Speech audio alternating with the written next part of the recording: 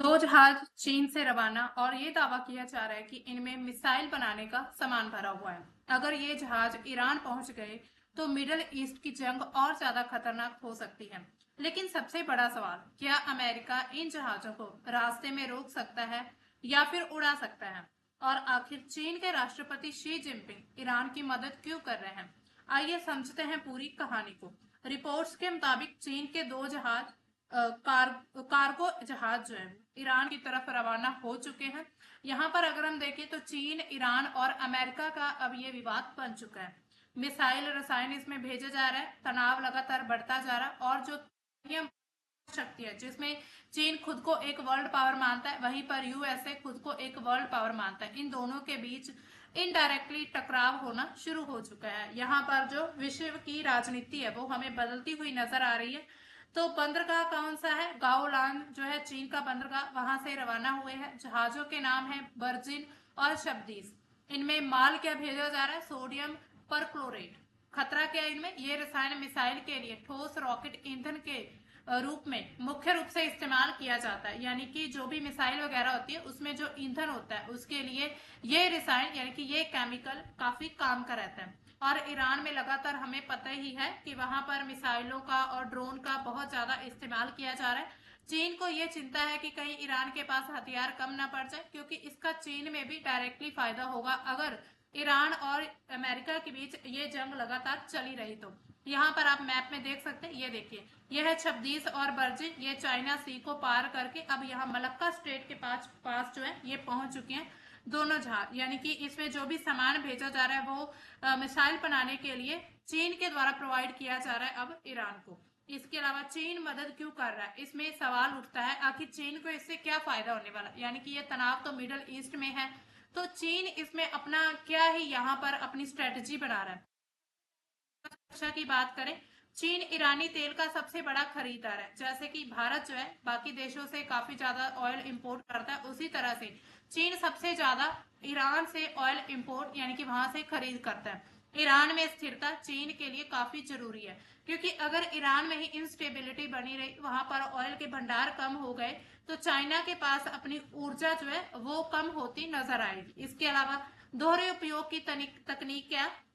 चीन क्या कहता है कि वह औद्योगिक रसायन भेज रहा है, हथियार नहीं भेज रहा है। यह प्रतिबंधों से बचने का तरीका है। यानी कि चीन अब ऐसे बयान दे रहा है कि ये उद्योगों का सामान उनके वहां भेजा जा रहा है ईरान में, बल्कि हथियार नहीं है इसमें। अमेरिका को उलझाने की कोशिश की जा रही। मिडिल ईस्ट में अमेरिका को व्यस्त रखकर चीन लगातार ताइवान और दक्षिण चीन सागर पर अमेरिका के दबाव को कम करना चाहता है। यानी कि हमें पता ही है, अगर हम पूरे विश्व में देखें तो ये बेसिकली लड़ाई जो है ये चीन और यूएसए की है। यानी कि अगर यूएसए एक साइड है तो चीन उसके ऑपोजिशन में ही रहने वाला है हर बार। इसी बार इस बार भी ऐसा ही हो रहा है। ईरान की तरफ जो है उसको चीन का सपोर्ट मिल रहा है, दूसरी तरफ इसराइल की तरफ जो है यूएसए का सपोर्ट दिया जा रहा है। इसके अलावा अब सवाल उठता है कि अमेरिका इन्हें रोक सकता है या फिर नहीं। अगर मान लीजिए मिलिट्री स्ट्राइक की जाती तो बहुत जोखिम भरा काम रहेगा। ऑपरेशन एपिक फ्यूरी के बावजूद चीनी जहाजों पर सीधे हमले का मतलब होगा चीन के साथ डायरेक्टली वॉर शुरू कर देना। और चाइना के पास भी ऐसी मिसाइल ड्रोन सिस्टम बहुत ही बढ़िया है। यानी कि चीन बहुत ही ज्यादा लगातार अपनी एडवांस टेक्नोलॉजी के कारण बहुत सारे ड्रोनों का उत्पादन कर रहा है। और यही चीज जो है यूएसए को अच्छी नहीं लग रही कि आखिर चाइना इतना डेवलप्ड नेशन कैसे बनता जा रहा है। अब जो चाइना है वो हमेशा से ही अमेरिका को हराने की कोशिश करता है, यानी कि अमेरिका को झुकाना चाहता है। और अगर ये युद्ध इसी तरह चलता रहा तो एक समय ऐसे आएगा अमेरिका के पास भी हथियार कम पड़ सकते हैं, अगर उसको बाकी कंट्रीज का सपोर्ट नहीं मिलता, जिसमें जो यूरोपियन कंट्रीज है उसके द्वारा। तो यूएसए जो है अब कहीं ना कहीं इस युद्ध को खत्म भी करना चाहता है, लेकिन अब वो बुरा फंस चुका है। इसी बीच ईरान जो है वो थमने का नाम नहीं ले रहा है। इसके अलावा अमेरिका इन पर प्रतिबंध लगा सकते हैं, इन जहाजों पर। अंतरराष्ट्रीय जल क्षेत्र में प्रतिबंधित माल के आधार पर इसे रोकने की कोशिश की जाएगी। ट्रेजरी विभाग पहले ही कई नेटवर्क पर बैन भी लगा चुका है। इसके अलावा मलेशिया, सिंगापुर जैसे जो समुद्री रास्ते हैं उन पर देशों पर दबाव डाला जा सकता है कि इन जहाजों को अपने बंदरगाह पर ना रुकने दे। यानी कि अमेरिका पूरी कोशिश करेगा कि इन जहाजों को ईरान तक ना पहुंचाया जाए।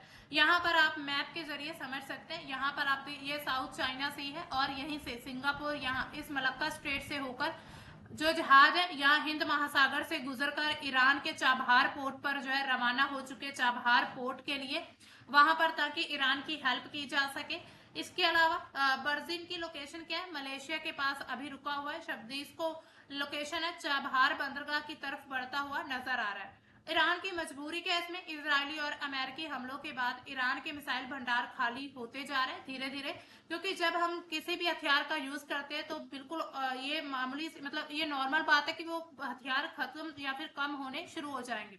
ये रॉकेट ईंधन उनके लिए अस्तित्व बनाने जितना अहम है, यानी कि अब वो अपने अस्तित्व के लिए लड़ाई लड़ रहे हैं ईरान।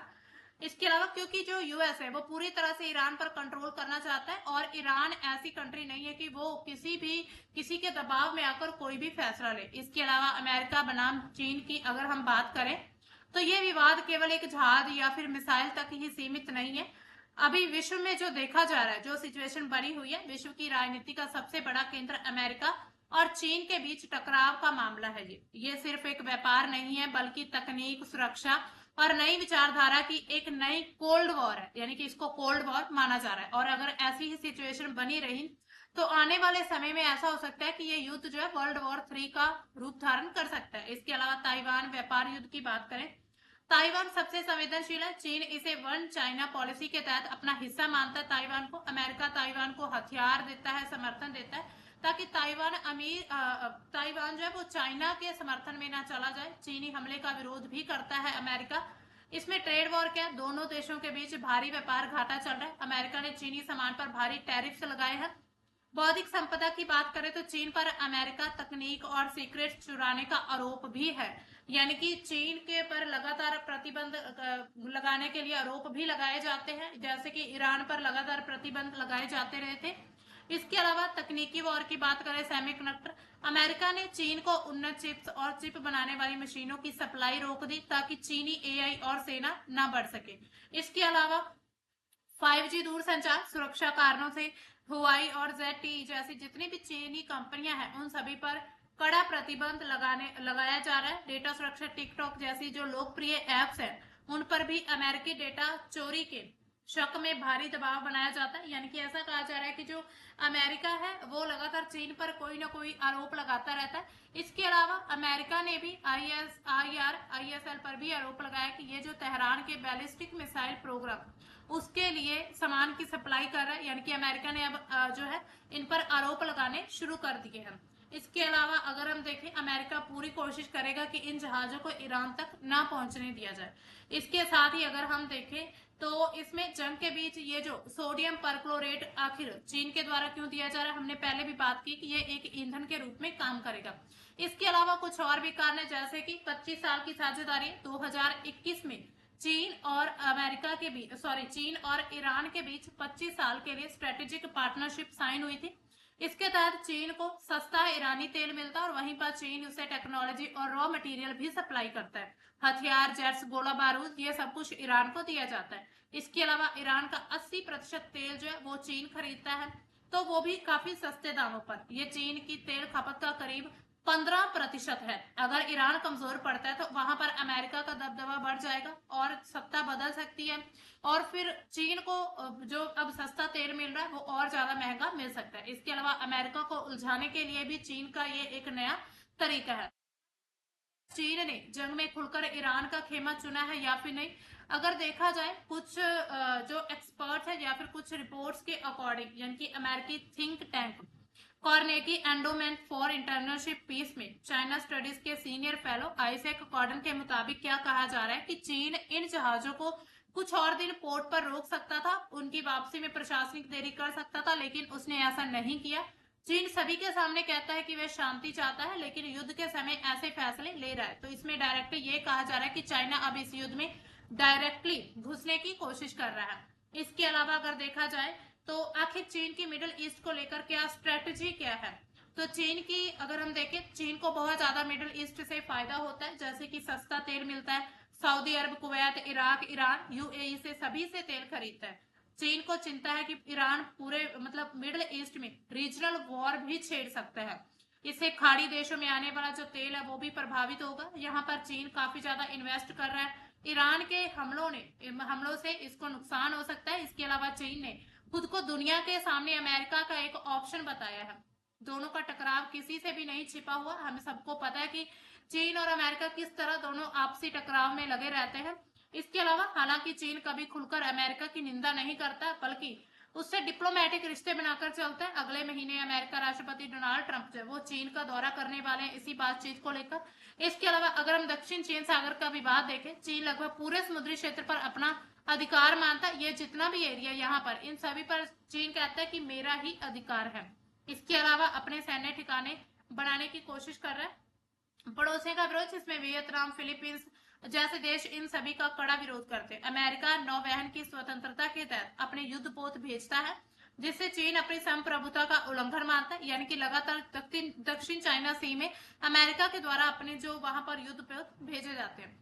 इसके साथ ही अगर हम देखें मानवाधिकार और प्रॉक्सी युद्ध, तो शिनजियांग और हांगकांग में अमेरिका चीन पर उइगर मुस्लिमों के दमन और हांगकांग क्षेत्र में लोकतंत्र को कुचलने का भी आरोप लगाया जाता है। रूस को समर्थन, चीन पर आरोप है कि वह यूक्रेन युद्ध में रूस को दोहरे उपयोग वाली तकनीक दे रहा है। इसके अलावा ईरान के मिसाइल कार्यक्रम को मजबूत करके चीन मिडिल ईस्ट में अमेरिका के लिए मुश्किलें बढ़ा रहा है। तो ये सब जो है प्रतिबंध लगाया जा रहा है, यानी कि ये सब कुछ जो कहा जा रहा है अमेरिका के द्वारा। अगर हम इसका निष्कर्ष निकालें तो डिकप्लिंग का युद्ध चला हुआ है, डीकपलिंग का युद्ध, यानी कि इन सभी विवादों का अंतिम परिणाम जो है वो डीकपलिंग है।